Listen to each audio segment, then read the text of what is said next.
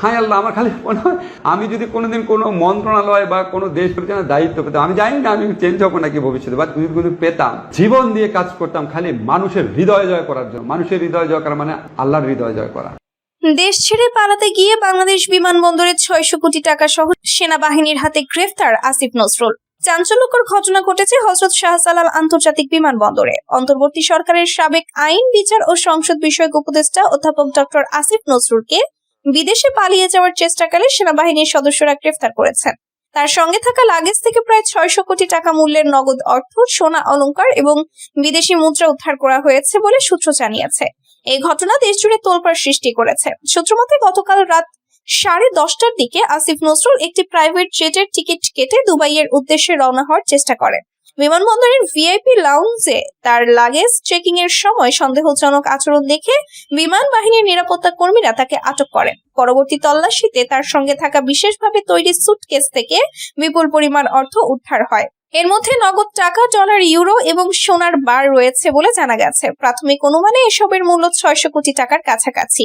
একজন সেনা কর্মকর্তা নাম প্রকাশ না করার শর্তে বলেন, আমরা গোয়েন্দা তথ্যের ভিত্তিতে তার গতিবিধি নজরে রেখেছিলাম।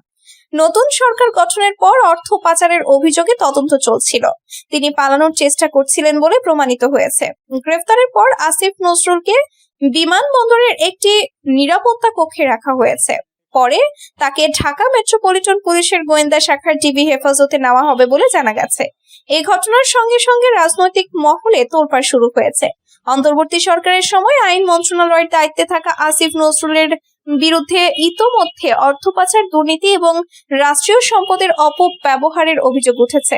সাম্প্রতিক কয়েকটি অনুসন্ধানী প্রতিবেদনে দাবি করা হয়েছে যে তিনি এবং তার ঘনিষ্ঠ কয়েকজন মিলে বিদেশে বিপুল অর্থ স্থানান্তর করেছেন। দুবাইয়ের পাম জুমেইরাহ এলাকায় বিলাসবহুল সম্পত্তি কেনার অভিযোগও উঠেছে। এসব অভিযোগের তদন্ত চলছিল বলে সূত্র জানিয়েছে। একটি নির্ভরযোগ্য সূত্র বলছে, আসিফ নজরুল অন্তর্বর্তী সরকারের বিদায়ের পর নতুন মন্ত্রিসভায় অন্তর্ভুক্তির সম্ভাবনা নিয়ে আলোচনা চলছিল, কিন্তু অর্থ পাচারের অভিযোগ প্রবল হওয়ায় তিনি চাপে পড়েন। গত কয়েকদিন ধরে তিনি তার ফেসবুক পেজে কাজের হিসাব দিয়ে নিজেকে নির্দোষ প্রমাণের চেষ্টা করছিলেন, কিন্তু এই গ্রেফতার সবকিছুকে উল্টে দিয়েছে। সামাজিক যোগাযোগ মাধ্যমে এই ঘটনা নিয়ে তীব্র প্রতিক্রিয়া দেখা যাচ্ছে। অনেকে বলছেন, যারা সংস্কারের নামে ক্ষমতায় এসেছিলেন তারাই এখন পালানোর চেষ্টা করছেন। অন্যদিকে তার সমর্থকরা দাবি করছেন যে এটা রাজনৈতিক প্রতিহিংসা। তবে বেশিরভাগ মানুষের মধ্যে ক্ষোভ প্রকাশ পাচ্ছে। স্বরাষ্ট্র মন্ত্রণালয়ের একজন কর্মকর্তা বলেন, এই ঘটনা অর্থ পাচার প্রতিরোধে নতুন সরকারের দৃঢ় অবস্থানের প্রমাণ। তদন্ত চলছে, আরো কয়েকজনের নাম জড়িত থাকতে পারে। আসিফ নজরুলের পরিবারের সদস্যদের সঙ্গে যোগাযোগ করা সম্ভব হয়নি।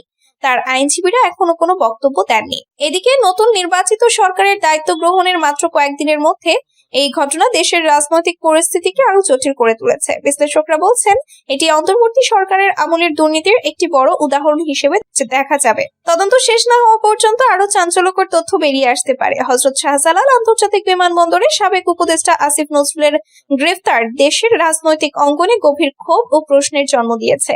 600 কোটি টাকা মূল্যের অর্থ ও সম্পদ সহ পালানোর চেষ্টা অন্তর্বর্তী সরকারের সংস্কারের স্বপ্নকে প্রশ্নবিদ্ধ করেছে। এই ঘটনা দুর্নীতি ও অর্থ পাচারের বিরুদ্ধে নতুন সরকারের দৃঢ় অবস্থানের প্রমাণ হলেও জনগণের মধ্যে হতাশা বাড়িয়েছে। তদন্ত চলমান থাকায় আরো তথ্য প্রকাশ পাবে বলে আশা করা হচ্ছে। এটি শুধু একজন ব্যক্তির নয়, ক্ষমতার অপব্যবহারের বিরুদ্ধে জাতীয় সচেতনতার আহ্বান। নির্বাচন সুষ্ঠু হলেও ফলাফলে কারচুপি হয়েছে বললেন নাহিদ ইসলাম। জাতীয় নাগরিক পার্টির আহ্বায়ক ও বিরোধী দলীয় চিফ হুইপ নাহিদ ইসলাম বলেছেন, ত্রয়োদশ জাতীয় সংসদ নির্বাচন সুষ্ঠু হলেও ফলাফলে কারচুপি হয়েছে। এই কারণে পুরো নির্বাচন প্রশ্নবিদ্ধ হয়েছে। তবে গণতন্ত্র ও দেশের স্থিতিশীলতার স্বার্থে তারা সেটি মেনে নিয়েছেন। গতকাল বৃহস্পতিবার দুপুরে রাজধানীর বাংলা মোটরে এনসিপির অস্থায়ী কেন্দ্রীয় কার্যালয়ে আয়োজিত সংবাদ সম্মেলনে তিনি এসব কথা বলেন। এ সময় আরো উপস্থিত ছিলেন এনসিপির সিনিয়র যুগ্ম আহ্বায়ক আরিফুল ইসলাম আদিব ও সদস্য সচিব মনিরা শারমিন সহ কেন্দ্রীয় নেতারা। নাহিদ ইসলাম বলেন, গণতন্ত্র ও দেশের স্থিতিশীলতার স্বার্থে সেটি আমরা তো মেনে নিয়েছি, কারণ আমরা চাই জাতীয় সংসদ ও সংবিধান সংস্কার পরিষদ কার্যকর হোক। কারণ সংবিধান সংস্কার না হলে বাংলাদেশ আসলে আগের বাংলাদেশই থেকে যাবে। শেখ হাসিনার কাঠামো থাকবে, শুধু অন্য মানুষ দেশ চালাবে। নাহিদ ইসলাম বলেন, বিএনপি সংবিধানের দোহাই দিয়ে ভুল ব্যাখ্যা তুলে ধরে সংস্কার পরিষদের শপথ গ্রহণ থেকে বিরতি থেকেছে। এটি গণ রায়ের প্রতি এক ধরনের প্রতারণা। এনসিপির আহ্বায়ক বলেন, বর্তমান মন্ত্রিসভার মাধ্যমে পরিবর্তনের আকাঙ্ক্ষা বাস্তবায়ন হবে না, কারণ আমাদের মনে হয়েছে এটি পুরনো বন্দোবস্তের ধারাবাহিকতা। আঞ্চলিক ও ধর্মীয় বা জাতিগত ভারসাম্য হয়নি। নারী প্রতিনিধিত্ব সীমিত, অনেক জেলা থেকে কোনো প্রতিনিধিত্ব নেই। বিরোধী দলীয় চিফ হুইপ বলেন, জুলাই সনদে স্পষ্টভাবে উল্লেখ আছে, সংসদ সদস্য ও সংবিধান সংস্কার পরিষদের সদস্য হিসেবে একই দিনে একই ব্যক্তি শপথ নেবেন। কিন্তু সংবিধানের দোহাই দিয়ে ভুল ব্যাখ্যা তুলে বিএনপি সংস্কার পরিষদের শপথ গ্রহণ থেকে বিরতি থেকেছেন। এটি সংস্কার প্রক্রিয়া ও নতুন বাংলাদেশের আকাঙ্ক্ষার সঙ্গে প্রতারণা এবং গণরায়ের প্রতি বৃদ্ধাঙ্গুলি দেখানো হয়েছে। আমরা আশা করি তারা দ্রুত সময়ের মধ্যে সংবিধান সংস্কার পরিষদের সদস্য হিসেবে শপথ নেবেন। দুদকের মামলা, সাবেক ভূমি মন্ত্রীর স্ত্রীর গাড়ি চালক গ্রেফতার। কর্ণফুলী উপজেলার শিকলবাহা এলাকা থেকে সাবেক ভূমি মন্ত্রী সাইফুজ্জামান চৌধুরী জাবেদের স্ত্রী রুকমিলা জামানের ব্যক্তিগত গাড়ি চালক ইলিয়াস তালুকদারকে গ্রেফতার করেছে পুলিশ। বৃহস্পতিবার দিবাগত রাত 1টার দিকে শিকলবাহা পুলিশ ফাঁড়ির ইনচার্জ এসআই সামিউর রহমানের নেতৃত্বে ফকিরা মসজিদ এলাকার তালুকদার বাড়িতে অভিযান চালিয়ে তাকে গ্রেফতার করা হয়। ইলিয়াস তালুকদার শিকলবাহা 8 নম্বর ওয়ার্ডের মৃত সালেহ আহমেদের ছেলে। গ্রেফতারের বিষয়টি নিশ্চিত করেছেন কর্ণফুলী থানার ওসি মোহাম্মদ শাহিনুর আলম। পুলিশ জানায়, গ্রেফতার ইলিয়াস দুর্নীতি দমন কমিশনের দায়ের করা মামলার ওয়ারেন্টভুক্ত আসামি। জানা গেছে, কয়েক মাস আগে দুদকের অভিযানে ইলিয়াসের বাড়ি থেকে 23 বস্তা নথিপত্র জব্দ করা হয়েছে, যা বিদেশে সম্পদ অর্জন, অর্থ পাচার এবং ব্যবসা লেনদেন সম্পর্কিত গুরুত্বপূর্ণ তথ্য রয়েছে। ওই সময় দুদক জানায়, উদ্ধার নথিগুলো বিস্তারিতভাবে যাচাই করা হবে এবং তা আইনি প্রক্রিয়ায় উপস্থাপন করা হবে। বর্গাপুরে ক্রেতা সেজে বাজারে নির্বাহী ম্যাজিস্ট্রেটের অভিযান, করলেন জরিমানা। রমজানে দ্রব্যমূল্য নিয়ন্ত্রণে রাখতে মাদারীপুরের শিবচর বাজারে ভিন্ন কৌশলে অভিযান চালালেন ভ্রাম্যমাণ আদালতের নির্বাহী ম্যাজিস্ট্রেট। বোরকা পরে ক্রেতা সেজে বাজার পরিদর্শনের পর বিভিন্ন অনিয়মে 7টি দোকানকে জরিমানা করেছে। শুক্রবার সকাল 10টা থেকে বেলা 12:30টা পর্যন্ত এই ব্যতিক্রমী অভিযান পরিচালনা করা হয়। ভ্রাম্যমাণ আদালতের এই অভিযানের নেতৃত্ব দেন শিবচর উপজেলা সহকারী কমিশনার ও নির্বাহী ম্যাজিস্ট্রেট শাইখা সুলতানা। স্থানীয় সূত্রে জানা যায়, শুক্রবার সকালে রমজানে অসাধু ব্যবসায়ীদের কারসাজি রুখতে বোরকা পরে ক্রেতার বেশ ধারণ করেন শাইখা সুলতানা।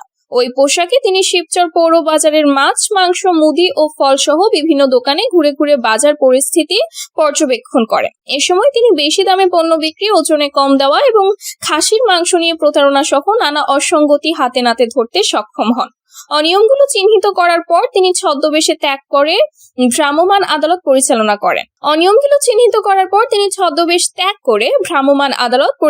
করেন। অভিযানে ভোক্তা অধিকার সংরক্ষণ আইনে মাছ, মাংস, ফল ও মুদি সহ 7টি দোকানকে মোট 12,000 টাকা জরিমানা করা হয়। একই সঙ্গে এ ধরনের অনিয়ম থেকে বিরত থাকতে বাজারের অন্যান্য ব্যবসায়ীদেরও কঠোরভাবে সতর্ক করে দেন তিনি। অভিযানকালে শিবচর থানা পুলিশের একটি দল উপস্থিত ছিল। নির্বাহী ম্যাজিস্ট্রেট শাইখা সুলতানা বলেন, আমি ছদ্মবেশ ধারণ করে প্রথমে বাজার মনিটরিং করি, পরে অভিযান পরিচালনা করি। এদিন কয়েকটি দোকানে জরিমানাও করা হয়। বাকি ব্যবসায়ীদের সতর্ক করা হয়েছে। ভোক্তার স্বার্থে পরবর্তীতে আরো কঠোর আইনি ব্যবস্থা নেওয়া হবে।